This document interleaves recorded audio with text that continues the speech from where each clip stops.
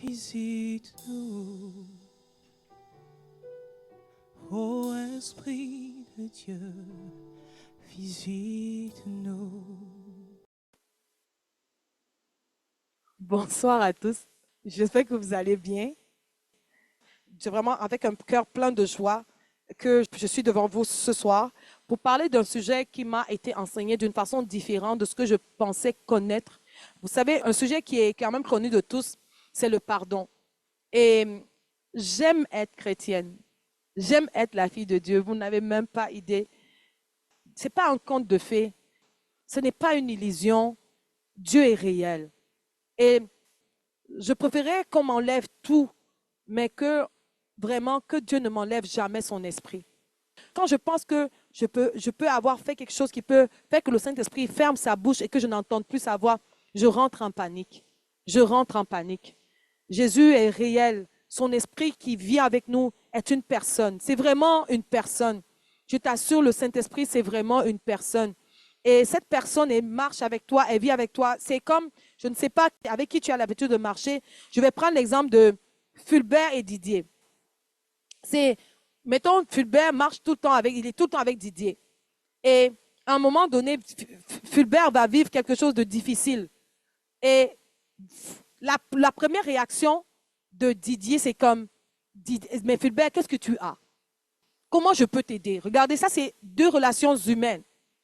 Avec le Saint-Esprit, dès qu'il voit que tu es mal, sa première réaction, c'est laisse-moi t'aider. Je vous assure, nous marchons avec Dieu, mais nous souffrons parce que nous ne lui donnons pas l'accès. Nous ne donnons pas l'accès à Dieu alors qu'il veut l'accès. Il ne va pas te demander, mais qu'est-ce que tu as? Il sait ce que tu as. Il veut juste dire, permets-moi d'entrer et de régler ça pour toi. La réalité, c'est quoi? C'est que la chair, notre vieil homme, là où il y a le péché qui est condamné dans la chair, il y a des habitudes que la chair a. Et une des habitudes que la chair aime avoir, c'est la victimisation. La chair aime être victime. Une autre attitude que la chair a et que la chair aime, c'est la calomnie. Je liste ça parce que je vais t'expliquer pourquoi le pardon est l'arme des grands guerriers de Yahweh. La chair aime se victimiser. Parce que quand tu te victimises, tu es en train autrement de dire, c'est l'autre qui est méchant, c'est moi qui suis bon. Regardez ce qu'il m'a fait. La victimisation, c'est dire, regardez comment des méchants hommes ont touché quelqu'un d'aussi innocent que moi. C'est une façon de détourner, de vouloir prôner à quel point on est quelqu'un de bien. Parce que la preuve, c'est que quand tu te victimises, tu ne rappelles pas aux gens chez qui tu te plains, toi-même toutes les fautes que tu as déjà fait à quelqu'un. Vrai ou faux? Regarde, je prends un exemple. Leslie fait quelque chose à Marie-Hélène. Et Marie-Hélène vient me voir, elle me dit, tu sais ce que Leslie m'a fait? Elle m'a fait ci, elle m'a fait ça. Elle se place en quoi? Victime 1, parce que c'est Leslie qui lui a fait quelque chose, c'est ce qu'elle me dit. En plus, ce qu'elle fait, deuxième chose, c'est qu'elle se place comme accusatrice de qui? De Leslie. Deux choses. Mais troisième chose, c'est qu'elle dit une chose qu'elle ne dit pas de sa bouche, mais que son comportement dit. Moi, je ne ferai pas ça. Le fait de venir me dire, est-ce que tu vois ce que Leslie m'a dit? C'est parce qu'elle-même a oublié qu'un jour, elle a déjà utilisé des mots qui ont blessé quelqu'un. Sinon, est-ce qu'elle viendrait? Il y a une autre quatrième chose dans la victimisation, c'est que tu pollues le cœur de celui qui t'entend. Tu pollues le cœur de celui qui t'entend. Est-ce que vous voyez que maintenant, une chose qui était simple que Leslie a blessé Marie-Hélène, je dis bien que c'est un exemple, qui était de base, Marie-Hélène, en se plaçant en victime, vient de se faire super percheresse plus que Leslie. Elle vient de se condamner par son attitude plus que Leslie. En cela, juste avec cette attitude-là, elle vient de dire au Saint-Esprit, je vais régler ça moi-même, il faut laisser.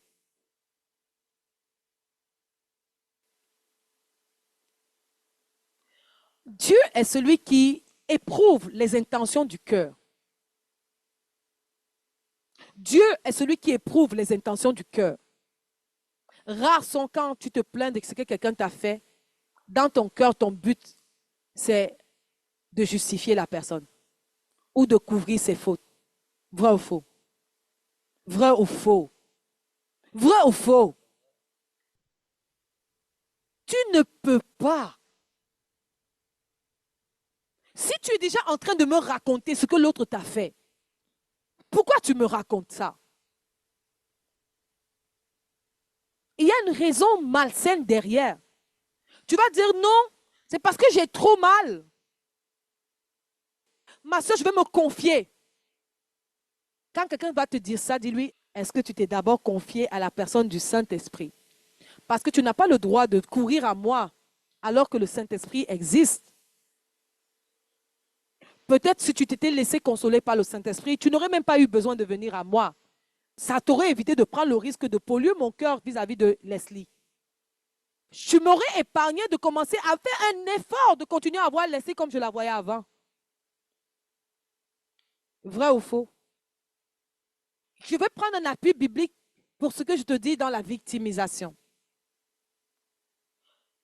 Voilà Dieu qu'on a souillé, Jésus. On l'a déshabillé, on l'a fessé, on l'a flagellé. Il était ensanglanté. Il est sur la croix. On a cloué ses mains, ses pieds. Non, non, regardez. Plus victime que ça, il y a. Non, attends. Plus victime que ça existe. Toi-même, dans les palabres que tu peux avoir avec quelqu'un, les disputes, si on passe vraiment chaque fer au pain, tu pourrais avoir quelque chose à te reprocher. Vrai ou faux? Lui, Jésus n'avait rien. Il était innocent. C'est-à-dire que plus innocent que Jésus, ça n'existait pas. Mais regarde la prière qu'il va faire. Seigneur, pardonne-leur, car ils ne savent pas ce qu'ils font. Si Jésus est rendu à dire au Père, pardonne, c'est parce que lui, il avait déjà pardonné. Oh, Kabasekara. Pour que je puisse te dire, pardonne à Leslie, c'est parce que moi-même, je ne lui en veux pas. C'est une prière. Pour que je te dise, Marie-Hélène, oublie ce que Brice t'a fait. C'est parce que moi, ce que Brice m'a fait, ne me dit plus rien. Qui est en train de voir où on s'en va? Voilà la victime parfaite. Victime parfaite qui est sur la croix. Elle a ce qu'elle trouve à dire, c'est qu'il faut leur pardonner. Pourquoi? On rentre un peu dans le réma. Tiens compte de ce que je vais dire maintenant. Parce que quand tu blesses un enfant de Dieu, l'enfant de Dieu peut te pardonner, mais sur le Père qui est dans le ciel, tu n'es pas sûr. Ah, je me lève pour dire ça. Quand tu blesses un enfant de Dieu, l'enfant de Dieu va te pardonner. Mais pour que le Père qui est dans les cieux te pardonne, il faut que toi, tu aies demandé pardon au Père et à l'enfant. Ah, non, je recommence. Peut-être comme je parle un peu vite, je suis émue. Je vais calmer un peu. Voilà que j'ai ma fille Anaëlle. Et on m'apprend que le voisin a rencontré ma fille, il s'est mis à l'insulter. Je suis le parent d'Anaëlle. Anaëlle, elle, quand le voisin a fait ça, elle a pardonné. Elle ne m'a pas dit parce qu'elle n'a pas donné. Mais elle n'a pas su que j'ai vu. Elle n'a pas su que j'ai vu. Moi, étant le parent d'Anaëlle, je sais que ce que le voisin a fait était injuste. Qu'est-ce qui se passe dans mon cœur? C'est pour ça que c'est Dieu dit, c'est à lui la vengeance et la rétribution. En passant, Dieu corrigeait, il se vengeait. La parole de Dieu dit que c'est à lui la vengeance, à lui la rétribution. Donc quand le Dieu qui est mon Père te voit en train de me blesser, tu es en train de déclencher la vengeance et la rétribution où? En lui. Non, c'est vrai ou faux? C'est vrai, non? Maintenant, pour que je n'active pas ma vengeance, puisque tu as fait du mal à mon enfant, il faut que l'enfant vienne me voir. C'est pour ça que Jésus, soit toi, l'enfant vient me voir, soit c'est le voisin qui vient me voir. Vrai ou faux? Tu comprends pourquoi Jésus a dit à Dieu, pardon, ne leur impute pas ce péché. Est-ce que tu comprends maintenant la prière de Jésus? Non, Jésus, ne leur impute pas ce péché. Dieu, mon Père, laisse. Pardon, laisse. Parce que la seule façon que Dieu ne va pas exercer la vengeance, exercer la rétribution, c'est soit la personne qui l'a subi dit à Dieu pardon. Il se fait défenseur de celui qui l'a opprimé, c'est ce que Jésus fait. Ou alors la personne qui a opprimé se répente auprès de la personne qui l'a opprimé et auprès du père de la personne qui l'a opprimé. Est-ce que vous comprenez? Première chose que tu vas retenir ici, quand tu veux faire du mal à un enfant de Dieu, fais attention. Quand tu veux mal parler d'un enfant de Dieu, fais attention. Quand tu veux mal parler d'un enfant de Dieu, fais attention. Fais attention. Assure-toi de... Je vous assure même que ne soyez même pas de ceux qui écoutent quelqu'un mal parler d'un autre enfant de Dieu. Parce que celui qui parle et celui qui écoute, les deux sont coupables. C'est comme si je t'accompagne forniquer. Vrai ou faux? Puisque j'assiste à ton péché et je ne fais rien. Ne donne pas ton oreille à ça. Ça veut dire que quelqu'un a décidé de s'attaquer au Fils de Dieu, à la fille de Dieu. Toi, maintenant, tu sais que ça déclenche la colère de Dieu. Et tu participes à ça. Ça veut dire que toi-même, tu es parti porter les problèmes seul. Tu vois que les gens qui disent souvent que oui, tel m'a dit ça, mais je n'ai rien dit, sont coupables pareil.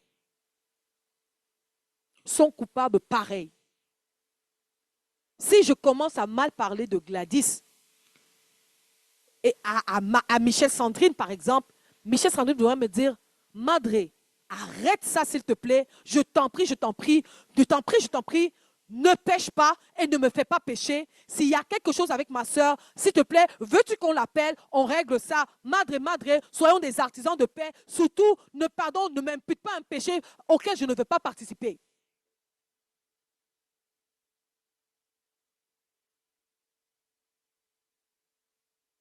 Tu as cru que parce que tu ne disais rien, mais que tu écoutais quand même, tu n'étais pas coupable. Tu es coupable. Tu es coupable pareil. Tu es même très coupable. Parce que si en toi, la personne peut trouver ce genre d'oreille, c'est parce que ton âme aime entendre ce genre de choses. Tu aimes entendre le colportage. Tu aimes entendre la calomnie. Tu aimes entendre le mouchardage. Faites attention aux enfants de Dieu. Parce que rappelle-toi, même si tu pars voir son père pour demander pardon, son père va te dire, as-tu demandé pardon à mon enfant? Vrai ou faux? Tu vas te retrouver en train de t'humilier dans une histoire que tu n'aurais pas dû être. Je sais que je parle à plusieurs personnes, on se comprend. Ce que je dis là est crucial pour la suite du REDA. Ce que je te dis est crucial pour ta propre vie. Il y a des choses des malédictions que tu t'es attirées. Il y a des vengeances que tu t'es attribuées. Parce que tu avais participé. Quand on mal parlait, on diffamait un enfant de Dieu. Le Saint-Esprit veut que je fasse cette petite pause sur la personne qui écoute. Je ne suis même pas encore sur la personne qui parle. Vous êtes pareil. Vous êtes pareil. Vous êtes pareil. Vous êtes pareil. Vous êtes pareil. Vous êtes pareil. Qu'il ne soit pas nommé parmi nous des gens qui colportent, qui prennent le nom de quelqu'un pour amener, pour parler de l'autre côté, ou assis ou à un endroit. Tu t'adresses, tu es en train de t'attirer une malédiction.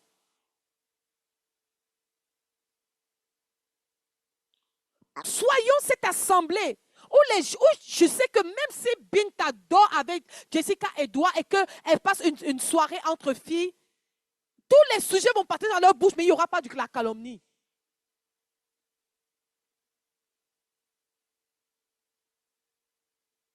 Voici ma soeur Gladys.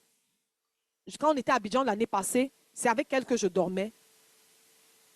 Ma soeur, on a parlé un jour, une fois que quelqu'un demi-temps même, on avait le temps, maman. On n'a pas passé un bon moment. Je te dis que quand tu finis, quand quelqu'un commence à parler mal de quelqu'un d'autre et que tu es à côté, quand il part, tu sens qu'on t'a sali. Tu sens que tu es souillé. Tu sens que tu es souillé.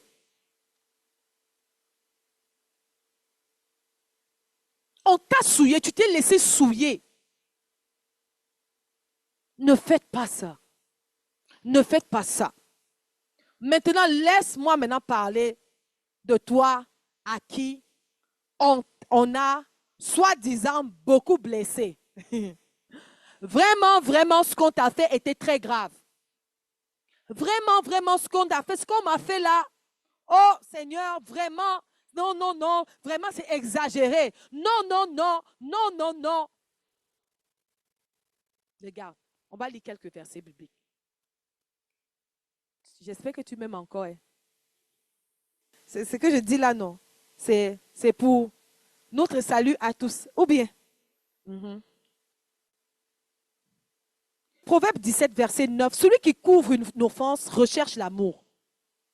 Celui qui la rappelle dans ses discours divise les amis. Là, je suis encore même que tu as raison. Hein. Et même, mon frère, ma soeur, tu vas voir qu'on va rentrer un peu encore dans un autre aspect du réma. Tu vas voir que tu n'as jamais raison. Tu n'as jamais raison. Tu n'as jamais raison.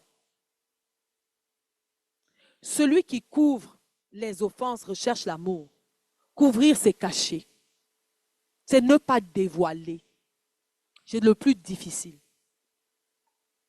Parce que, je te dis, couvrir, dès que tu couvres, dès que tu caches, tu décides de ne pas te placer en victime.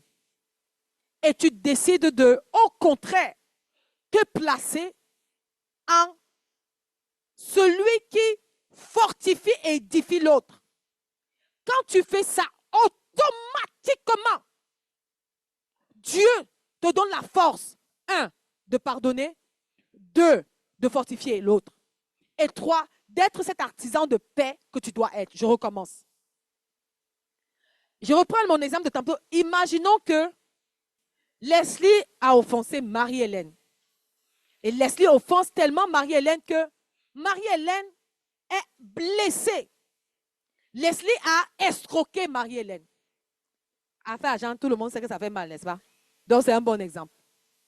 Donc, Marie-Hélène a prêté $1000 à Leslie et Leslie devait rendre après 3 mois. Puis, silence radio, 3, 6, 9, 1 an. Non. On n'était jamais fait ça. C'est que tu ne sais pas que ça fait mal. Ça fait mal. Surtout, pas l'argent du Cameroun. L'argent du Cameroun ne fait pas mal au cœur. L'argent du Canada fait mal. Hein? Ou bien? Parce que, maman, $1000, tu commences à rester. Voilà Marie-Hélène qui est là.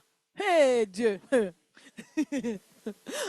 Hey, donc, en plus, non, c'est une sœur en Christ. En plus, non, elle chante même à la chorale. Ou bien, vous voyez comment ça commence? Hein? Quand ça commence comme ça, tu es déjà dans la chair. Pardon, on va prier. Quand tu dis que, vraiment, il y a des gens qui ne parlent pas beaucoup. Ma soeur, tu vas Donc, parfois, tu es là, surtout Maëlle, quelqu'un qui ne parle pas beaucoup. Elle a beaucoup d'onomatopées dans sa façon de s'exprimer. Donc, imagine maintenant, quand tu vois que tu es déjà en train de dire, hey, ça veut dire que, donc elle pouvait me faire ça. Tu es déjà en victime. La vérité. Parce que si tu n'es pas en victime, la première chose, c'est que tu vas aller voir Dieu et tu vas dire, pourquoi elle fait ça? Yahweh, qu'est-ce qui se passe avec ma soeur? Elle doit avoir un problème. Parce que je sais qu'elle t'aime. Ma soeur, moi, je suis bénie. Je connais son engagement envers toi. Si elle disparaît comme ça pour 1 000 $, ça veut dire qu'il y a quelque chose. Prie. Première étape, prie jusqu'à ce que tu commences à ressentir de la compassion pour sa situation. Tant que tu ne commences pas à ressentir de la compassion pour sa situation, ne quitte pas. Parce que la vérité, la victime se transforme facilement en coupable quand il ne fait pas la bonne affaire devant Yahweh. Mon frère, ma soeur, si tu vas devant Dieu, devant quelque chose qui te blesse profondément, surtout quand ça concerne ton frère ou un chrétien, je te dis, tu ne devrais pas partir de là jusqu'à ce que l'huile de la compassion, des fleuves de compassion coulent dans tes entrailles. Là, tu vas te rendre que Dieu va te dire, est-ce que tu sais que où elle est là? Elle est peut-être au bord de suicide. Entre tes 1 000 $ et sa vie, est-ce que vous vous rendez compte? Tu viens de te positionner comme quelqu'un que Dieu va utiliser pour sauver son frère.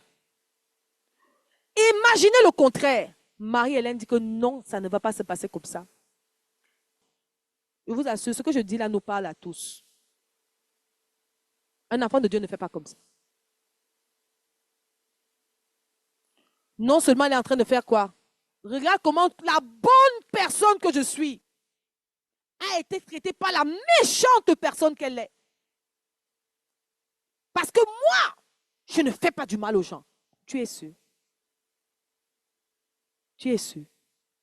Qui t'a dit ça? Je vais passer à une autre étape. Quand une personne craint Dieu, quand elle est dans les choses de Dieu, que son cœur est attaché à Dieu et qu'elle veut plaire à Dieu, Satan peut la tenter par le mensonge, par l'orgueil, par l'envie, par plein de choses, et que cette personne-là, parce qu'elle est en Dieu, elle ne va pas sortir de son état de sainteté parce qu'elle est en Dieu. Et parce qu'elle se garde. On dit que le juste se garde lui-même et le malin ne le touche pas. Le malin sait qu'il ne peut pas te toucher. Mais la parole là ne dit pas que ton frère ne peut pas te toucher. Ah, on rentre dans le réma. Rentrons dans le réma. Le juste se garde lui-même. Qui ne peut pas le toucher? Ça veut dire que Marie-Michel peut me toucher, même si je suis juste. Ça veut dire que Paul peut me toucher, même si je suis juste. Maintenant, le malin est comment? Il est rusé. Puisqu'il sait que tu es juste, donc il ne peut pas te toucher. Tu sais ce qu'il va faire? Il va chercher autour de toi quelqu'un que tu aimes. Oui. Il va chercher autour de toi quelqu'un que tu aimes. Et il va s'arranger à trouver des brèches. Il va flécher. Pam! Elle est comme ça. Pam! Tu ne vois pas qu'elle est comme ça. Pam! Tu ne vois pas qu'elle fait comme ça. Il va utiliser tous ceux qui sont tièdes et froids autour de toi. Et ils vont fléchir. Il va flécher. Il sait que eux, même si tu es juste, ils peuvent te toucher. Lui, il ne peut pas parce que tu es juste. La personne que tu aimes va se lever. Ça peut être un malentendu, mais elle peut te faire mal, très mal, très très mal, très très très mal. La seule arme, quand tu te rappelles que la personne qui est derrière, c'est le ruse, c'est qui? Le malin. La seule arme pour contrer cette attaque du malin, parce qu'elle vient du malin, c'est quoi? Le pardon. Le pardon. Le pardon. Le pardon. Le pardon. Le pardon. Satan ne peut pas te toucher si tu te gardes, si tu cherches Dieu, si tu restes à ses pieds. Mais il peut faire en sorte que tes frères te touchent. La seule façon que tu as de pouvoir te protéger contre ce type d'attaque de Satan, c'est l'arme absolue, c'est le pardon. Si tu pardonnes automatiquement, qu'est-ce qu'il pourra faire? Si tu couvres les fautes, qu'est-ce qu'il pourra faire? Plus rien. Son âme ne sert plus à rien. Il va lever Jean-Félix contre toi pour médire de toi. Et puis Jean-Félix va venir. Et puis tu vas entendre que Jean-Félix a dit ceci. Et il était même avec tel. Il était même avec tel. Parfois même, ce n'est même pas Jean-Félix qui a parlé. Parfois même, ce n'est même pas ce qu'on a dit. Mais Satan va s'arranger que à tes oreilles, ça arrive une autre version. Tout ce que tu as à l'instant pour vaincre Satan, c'est le pardon. Ce n'est pas la prière. Ce n'est pas le jeûne. C'est le pardon. Et si tu cherches en toi, tu ne trouves pas l'arme du pardon, si tu n'as pas la force de pardonner, cours. Voir Dieu dans la tente du Père et dis, papa, je n'arrive pas à pardonner. Il me manque mon arme. Donne-la moi, je t'en prie. Tu vois que tu n'es plus, Seigneur, vraiment, avec ce qu'il m'a fait. Vous voyez qu'on n'est plus là-dedans du tout. On n'est plus, oh Seigneur, vraiment, regardez comme, on n'est plus là, on est, Seigneur, je dois pardonner. Je veux pardonner. Fais-moi pardonner. Mon âme pardonne. Mon âme lâche prise. Mon âme, tu es qui? Mon âme, tu as fait pire. Que n'a pas fait Jésus pour toi?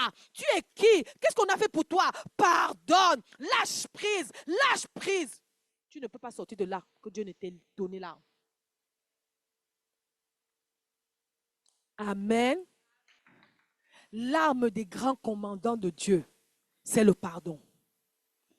Parce que je vous assure, il y aura un moment, tu ne sais pas dans l'adultère que tu vas tomber.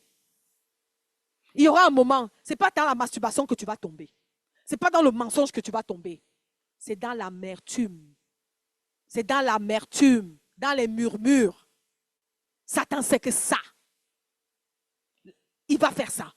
Qu'est-ce qui peut faire que tu ne murmures pas contre quelqu'un? C'est le pardon. Seigneur, j'ai appris que l'autre a fait ça, ou j'ai appris que ceci. Seigneur, qu'importe, je l'aime.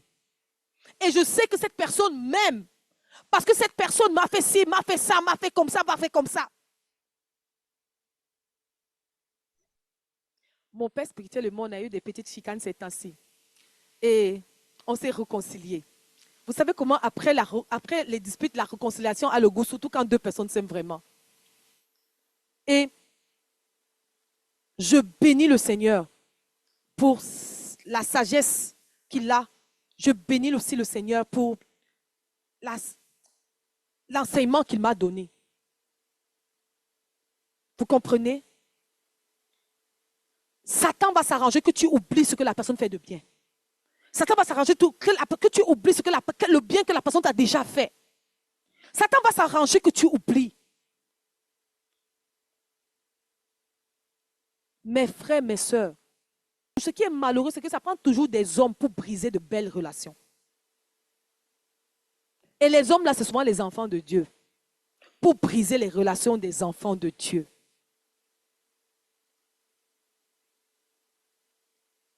Qu'est-ce qui s'est passé? Satan, s'il veut te toucher, il va faire que la palabre aille pogner avec quelqu'un que tu aimes beaucoup. Pour que tu te places en victime.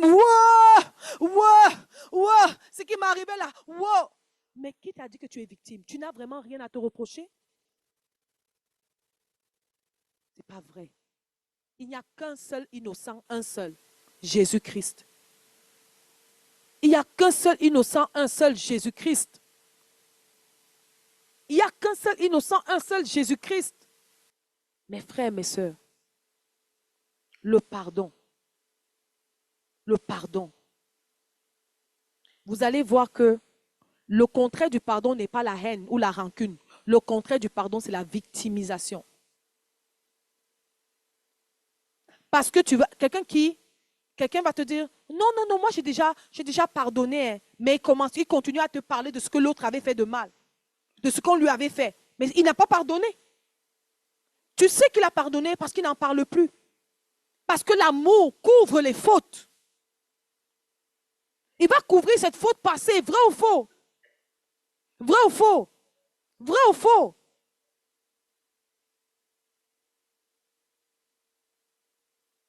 Le pardon. Je vais vous raconter une histoire. Madame, je ne sais pas si vous avez entendu parler de Catherine Kuhlman. Catherine Kuhlman a grandi avec sa grande sœur et son beau-frère. C'est avec eux qu'elle marchait elle a appris à évangéliser dans leurs mains et tout ça. Elle les suivait partout.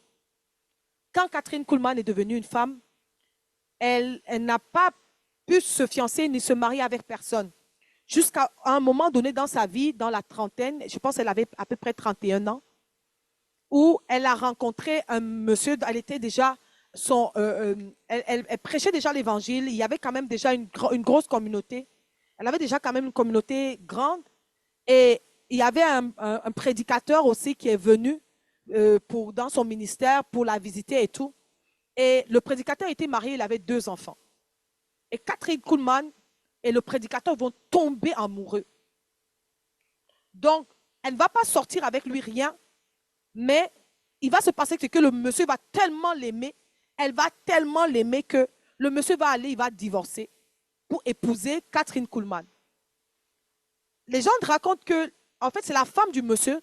Quand la femme est venue voir son mari, elle a vu à quel point son mari était amoureux de Catherine Kuhlman. Elle va rentrer et puis elle va demander le divorce. Je ne peux pas vous dire que c'est elle qui avait demandé le divorce de son mari, mais ils ont divorcé. Et dès qu'ils ont divorcé, le monsieur a dit que de toute façon, ce n'était pas ma femme que Dieu m'avait donnée. Moi, je vais épouser Catherine Kuhlman. C'est elle que je devais épouser depuis toujours. Imaginez à l'époque, le monde évangélique de l'époque, les ragots, les calomnies, le colportage. C'était tellement grave que le jour de leur mariage, Catherine Kuhlman s'est évanouie avant de prononcer les vœux. Vous avez déjà vu une histoire qui est... C'est-à-dire que cette femme était stressée au bout. Elle va rester mariée avec lui 6 ans. Puis, elle va réaliser que ce n'est pas la volonté du Seigneur qu'elle épouse un homme qui avait divorcé de sa femme. Parce que la réalité, c'est qu'elle était la cause d'un mariage qui s'est brisé. Et elle va dire au monsieur, si je ne te quitte pas, c'est Dieu qui va me quitter pour toujours. Et je choisis de partir. Donc, elle va prendre ces choses un jour. C'est-à-dire qu'elle raconte que c'est le monsieur qui va la laisser à la gare. Il va la laisser avec les bagages. Et les deux savaient que c'était la dernière fois qu'ils se voyaient. Elle dit, ce ministère m'a tout pris. La seule chose que j'ai jamais eue à moi qui me fasse vraiment plaisir, c'était ma relation avec cette personne. Même ça, Dieu ne m'a pas laissé. Elle dit, je croirais qu'il allait avoir pitié de moi, qu'il allait faire comme d'autres, il allait pardonner, il allait me permettre d'avancer. Il y a des hommes de Dieu qui ont divorcé, que Dieu restaure. Elle dit, pour moi, ce qui me concerne, ce n'était pas ses intentions. Dieu était catégorique. Tu le laisses. Le monsieur ne s'est plus jamais remarié. Il n'est plus jamais reparti vers son ancienne femme. Catherine Kuhlman ne s'est plus jamais remariée. Elle n'a plus jamais eu de relation. Jusqu'à la fin de sa vie. Vous imaginez, quand elle laisse ce monsieur, elle a à peu près 36, 37 ans.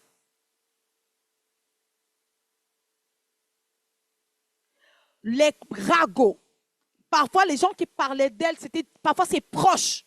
Elle était devenue comme une prostituée dans la bouche des gens. Une femme de Dieu. Imaginez les blessures. Elle a dit, si je n'avais pas pardonné, je ne me serais jamais, Dieu ne m'aurait jamais restauré. Elle dit, je vais considérer que cette chose n'est jamais arrivée dans ma vie. Je vais considérer que je ne suis jamais mariée. Et quand tu lui demandais, il y avait des gens à qui lui demandait, tu t'es mariée? Elle dit non. En disant, elle mentait, elle dit que non. Quand Dieu te pardonne, il pardonne le souvenir même de tes iniquités. Je ne me suis jamais mariée. Oui, je vous assure, authentique comme je vous dis là. elle va considérer que chaque personne qui avait parlé de ce mariage n'avait jamais parlé de ça, puisqu'elle ne s'était jamais mariée. Regardez jusqu'à où son pardon va aller. Elle va décider d'aller repartir vers chaque de ces personnes comme si c'était la veille du jour où elle a commencé cette relation. Est-ce que vous comprenez? Il y aura des choses que tu vas rencontrer dans le chemin vers l'éternité. Il y aura des choses difficiles que tu vas rencontrer. Je te dis, si tu ne pardonnes pas vite, si tu ne prends pas cette arme qui s'appelle le pardon, tu ne pourras pas continuer. Tu vas sortir du sentier de la justice. Jésus, comme un agneau qu'on mène, il n'a pas dit mot. Je te dis, il y a de l'onction à couvrir les offenses. Il y a une arme qu'on appelle le pardon.